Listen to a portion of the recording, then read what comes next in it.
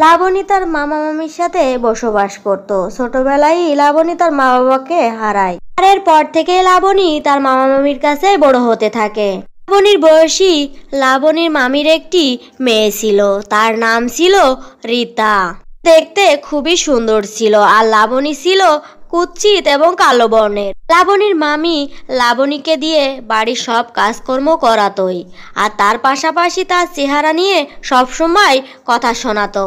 আর একদিন লাবণীর মামি এসে লাবণীকে বলে, আমি আজকে বাজারে যাচ্ছি, আমার মেয়ের জন্য খুব সুন্দর একটি জামা কিনতে হবে, তুইও আমাদের সাথে চল, নাইলে আমাদের বাজারের ব্যাগগুলো কে ধরবে? ঠিক আছে মামি, আমি এখনই তৈরি হয়ে আসছি। বাজারে যাবি তো আবার তৈরি হওয়ার কি আছে? যেটা পরে আসিস ওইটা পরেই চল, আমাদের হাতে বেশি সময় নেই। রীতা মা, তোমার গোছানো কি হলো? তুমি তো এমনিতেই সুন্দর, তোমার কি এত সাজাগুজা লাগে নাকি? মা, আমি চলে এসেছি, এবার দ্রুত চলো। তুমি তুমি একে শুধু শুধু কেন নিচ্ছ সাথে? ওকে দেখলেই আমার খুব ঘৃণা লাগে।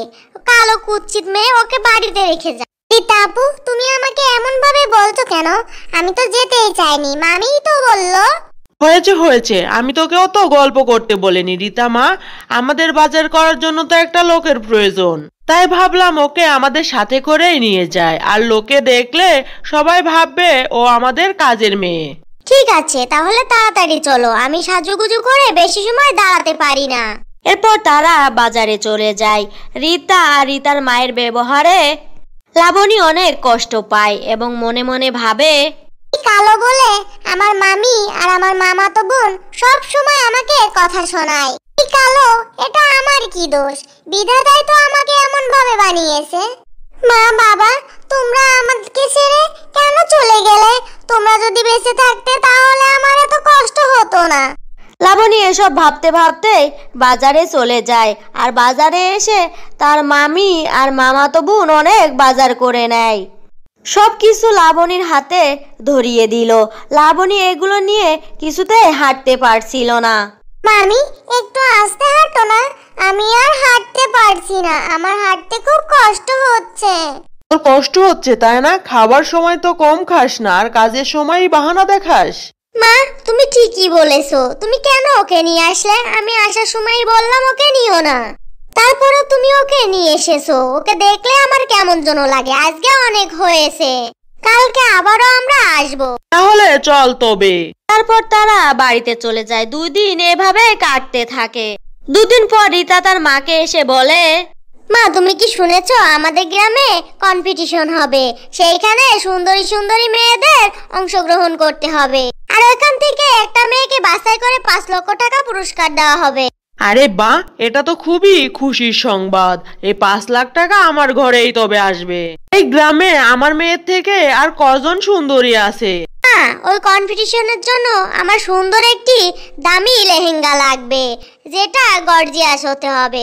কম্পিটিশনের দিন ওই লেহেঙ্গাটা পরে পার্লারে যেয়ে সাজবো।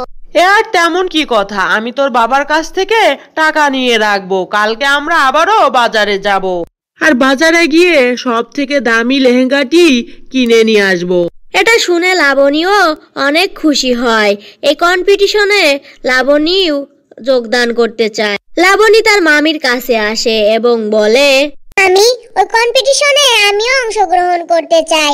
তুমি বাজার থেকে আমাকে একটি সস্তা লেহেঙ্গা কিনে এনে দিও। কি বললি? কালির কয়লার মতো চেহারা আবার কম্পিটিশনে অংশগ্রহণ করবি? হা হা হা। মা, তুমি দেখলে? হ্যাঁ, আমিও শুনলাম যে না চেহারা আবার ওই কম্পিটিশনে অংশগ্রহণ করবে। তুই এই বাড়ির চাকরের মতোই থাকবি, আর বড়লোক হওয়ার চেষ্টাই করবি না। আর তুমিও না মা, এমন ভাবে বললে।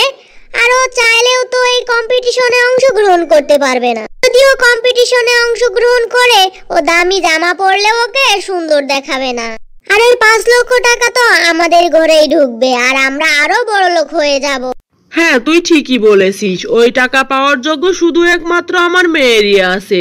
এই লাবণী, যা এখান থেকে, গিয়ে ঘরের সব কাজকর্ম কর, এগুলো মাথা থেকে ঝেড়ে ফেলে দে। লাবণী তার মামির কথা শুনে কাঁদতে কাঁদতে রুমে চলে গেল। আর রুমে এসে লাবণীর মনে পড়লো তার মায়ের রেখে যাওয়া লেহেঙ্গার কথা। লাবণী আলমারি থেকে লেহেঙ্গাটি বের করে নেয়, আর সে পরিকল্পনা করতে থাকে কম্পিটিশনের দিন এই লেহেঙ্গাটি পরে যাবে। লাবণী ঘুমিয়েছিল আর রীতা চুপি চুপি লাবণীর ঘরে এসে লেহেঙ্গাটি দেখে অবাক হয়ে যায়। আরে এত সুন্দর লেহেঙ্গাটি ও কোথায় পেল? ও মনে মনে কম্পিটিশনে যাওয়ার পরিকল্পনা করে ফেলে। আর আজকে আমি ওকে উচিত শিক্ষা দেব, ওর স্বপ্ন ভেঙে চুরমার করে দিব। রীতা হিংসে করে লাবণীর লেহেঙ্গার গায়ে আগুন ধরিয়ে সেখান থেকে চলে যায়। লাবণী ঘুম থেকে উঠে তার মায়ের লেহেঙ্গাটি খুঁজতে থাকে, কিন্তু সে কোথাও পায় না লেহেঙ্গাটি। তখনই লাবণীর কাছে রীতা আসে আর বলে, তুই কি খুঁজছিস? নিশ্চয় সেই লেহেঙ্গাটি খুঁজছিস। আমি তো স্বপ্ন ভেঙে চুরমার করে দিয়েছি, লেহেঙ্গাটি আগুনে পুড়িয়ে শেষ করে ফেলেছি। তুই কি ভেবেছিলি কম্পিটিশনে অংশগ্রহণ করবি? সেটা কখনোই হবে না। এরপরে রীতা ঘর থেকে চলে যায় আর লাবণী অনেক কান্না করতে থাকে। আমি মায়ের রেখে যাওয়া সেই স্মৃতিটাও ধরে রাখতে পারলাম না। লাবণী এসব কথা ভাবতে ভাবতে একটি গভীর জঙ্গলে পৌঁছে যায় আর একটি গাছের নিচে বসে অনেক কান্না করতে থাকে। ঠিক তখনই আকাশ দিয়ে একটি পরী উড়ে যাচ্ছিল।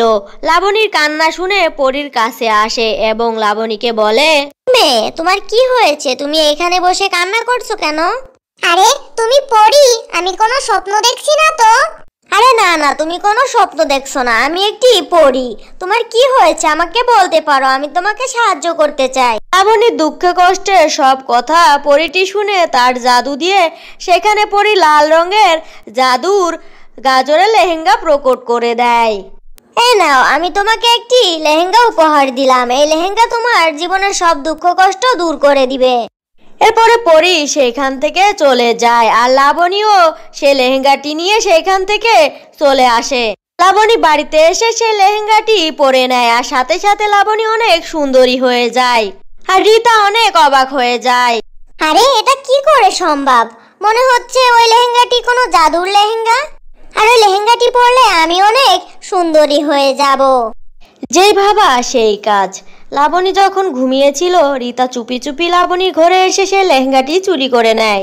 এরপরে রীতা সে লেহেঙ্গাটি নিয়ে তার মায়ের কাছে চলে আসে আর তার মা আর রীতা মিলে দুজনে লেহেঙ্গাটি পরে নেয় আর তাদের চেহারা কালো ও কুৎসিত বর্ণের হয়ে যায়।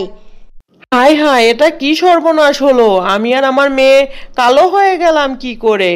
ঠিক তখনই জাদুর গাজরের লাল লেহেঙ্গার থেকে আওয়াজ আসতে শুরু করলো, তোমরা তোমাদের উপযুক্ত শাস্তি পেয়ে গেছো।